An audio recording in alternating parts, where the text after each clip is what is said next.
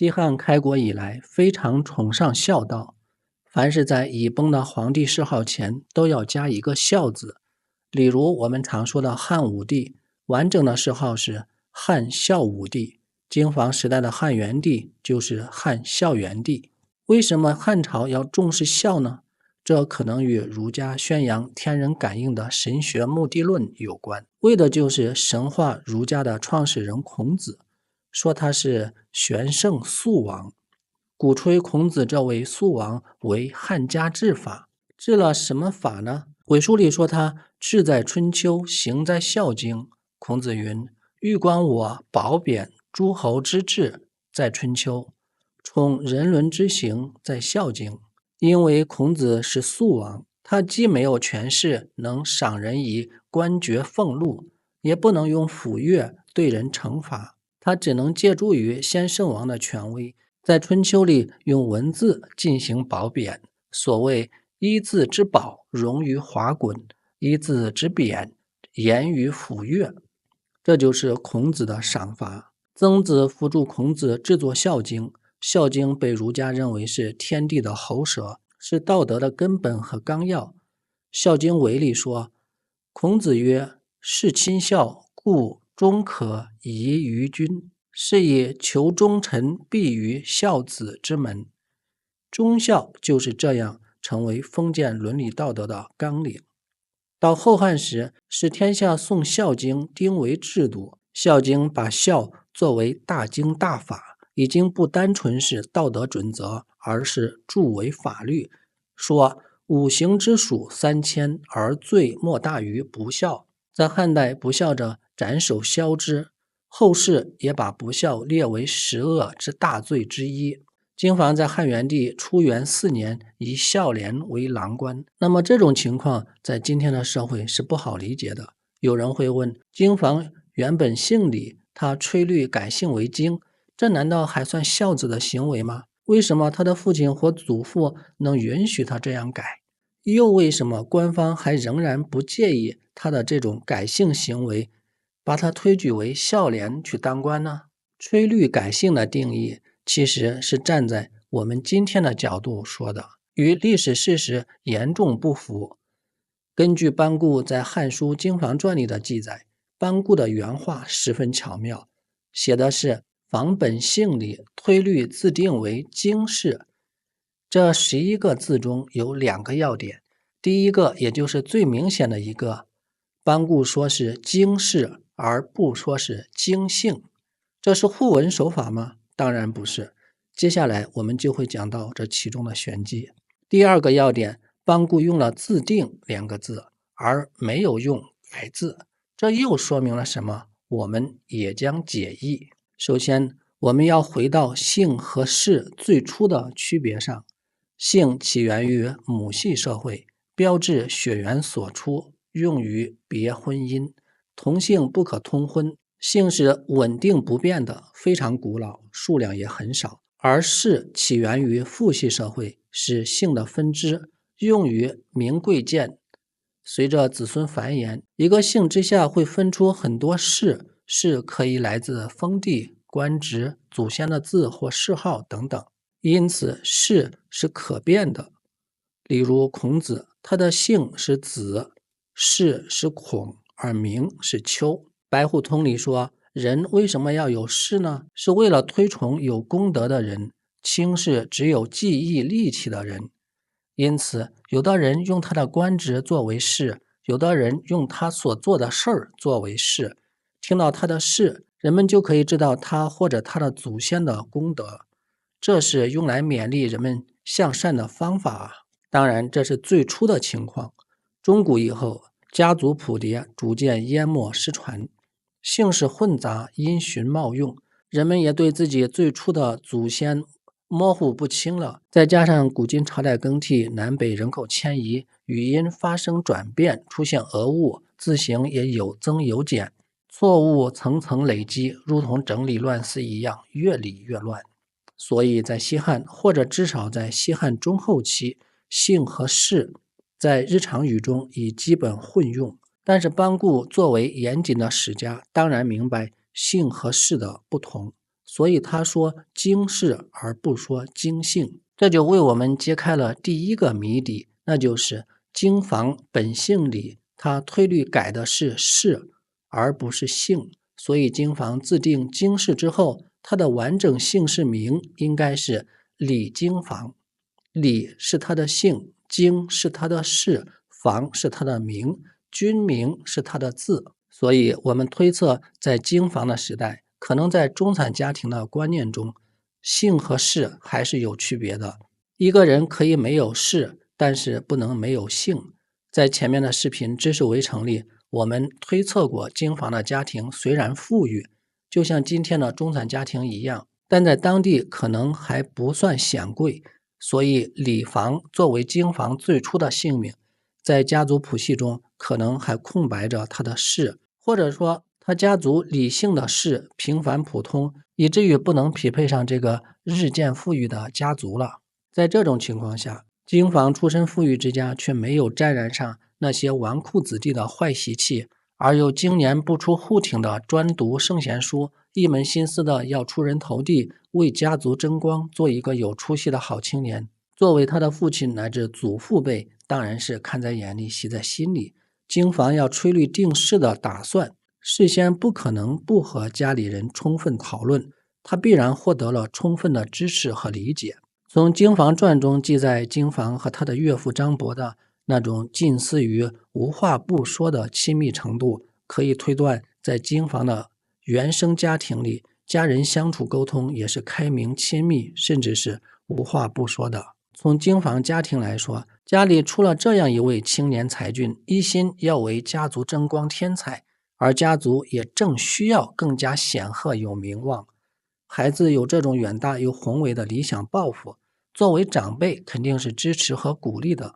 经房自定事这种行为，就像他跪在祖宗祠堂前立下重誓，一定要别开天地，另创一家，百世流芳一样。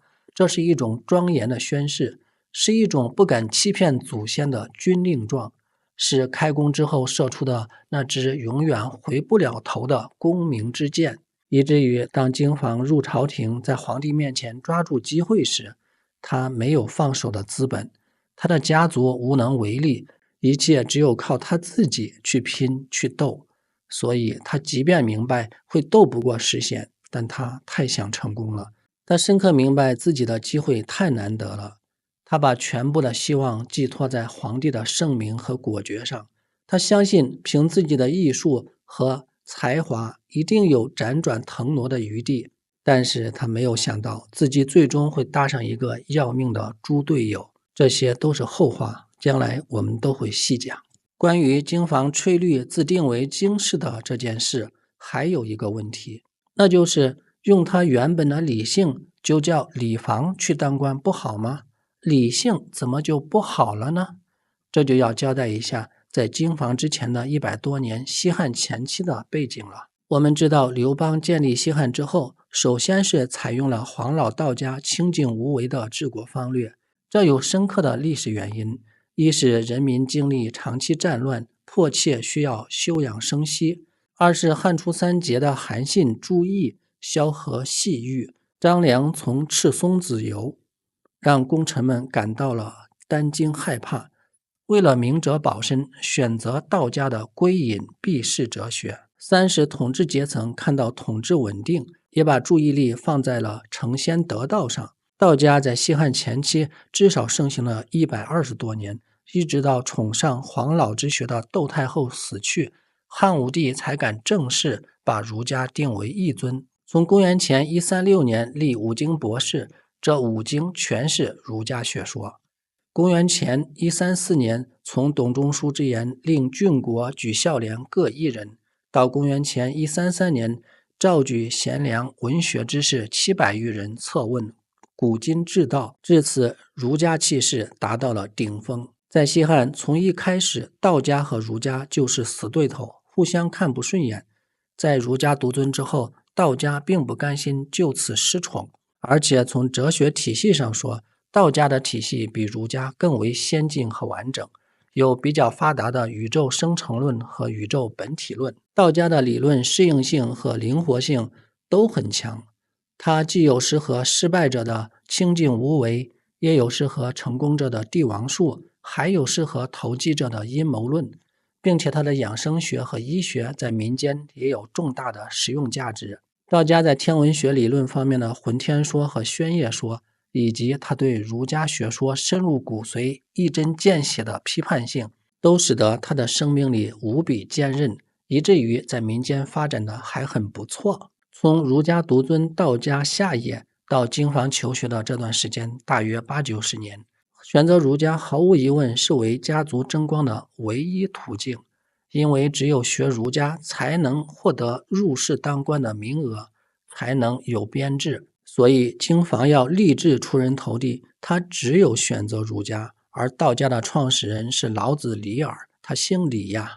会不会是这个原因让经房觉得有必要通过吹律自定为经士的行为来和黄老道学划清边界呢？看来也不能排除这个潜在的心理意识吧。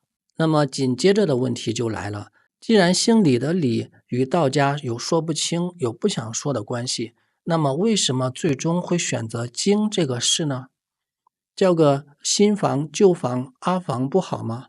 经字到底好在哪里呢？经字的本意是人工筑起的高土堆，说文里说是人所为绝经丘也。换句话说，经就是丘的天花板，是丘最高最大最绝的状态，是天下第一丘。在方言中，经也有大的意思，在天下第一丘上建大房，很有一种山高我为峰的豪迈。你看，经房是东郡顿丘人，他以经为事，就是要至少成为顿丘的头号人物，或者说要把自己的家乡顿丘这个丘推崇至天下第一的位置，这是远大的忠孝理想宣言呀。其次，经房一心要投靠的儒家，他的创始人是孔子孔丘，好巧不巧，向先师致敬为往圣继绝学，这不是天意注定的吗？天欲不取，必遭天谴，这一语双关，两全其美啊。第三，在经房之前，西汉已经出了一位叫经房的医学大师，历史上叫前经房或者是大经房。这一位大经房就是后来立于学官的梁丘鹤义的老师。经房虽然与前经房重名，但他立志别开天地的志向是坚决的，所以他必然不选梁丘义这个方向。况且他也不好意思去选梁丘义呀。他要是去了，他的同学们该叫他祖师爷呢，还是该叫他师兄师弟呢？太麻烦了。而孟喜义学的传人焦干焦延寿就在自己的旁边，何必舍近求远呢？最后具体到吹律定式的实际行动时，仪式感和严肃性必然是要足够的。吹律定性的依据是上古时期皇帝命令乐官灵伦结竹定律，其核心思想是宇宙万物包括人都是由气构成的，而气可以通过声和律来实现和分类。因此，通过吹奏特定的律管，可能类似于今天的笛子之类的乐器吧，可以确定一个族群或个人的原本之气，从而确定它所属的姓氏类别。当然，吹律还要选择合适的时间和温度、天气状况，这些都是影响气息发生的关键。然后还应该有当地著名的乐匠或乐师在场证明他确定不是胡吹乱奏的。最后开席吃吃喝喝大酬宾客，而当地政府也给他更新身份证、户籍文牒等，最后完成这一项盛大的仪式。当然，这可能不是一天之内就能完成的。总之，自古以来历史上记载的改名换姓者，有避讳的，有避祸的，有赐姓的，有成嗣的，但在经房之后，就再也没有第二个人是通过吹律这种超高难度的方式了。经房在吹律定式之后，就迫不及待地投入到了小黄县焦干的门下学习孟焦一派的后阴阳在易术易学。焦干看到经房这位不世之才，他是怎样培养他的呢？焦干常说：“得我道而亡身者，必经生也。”作为一个好老师，当他看到自己的学生将来有因此而亡身的悲剧时，他会不会无动于衷呢？他做了什么呢？他到底是怎样去教经房的呢？他不能做点什么预防经房的亡身吗？比如一位老师预见到自己的学生会有水灾厄运，他不是应该早早的教会学生学游泳吗？尽人事而听天命，他尽了人事吗？他是一位好老师吗？这一连串的问题，让我们在下一个视频里详细探究吧。下个视频见。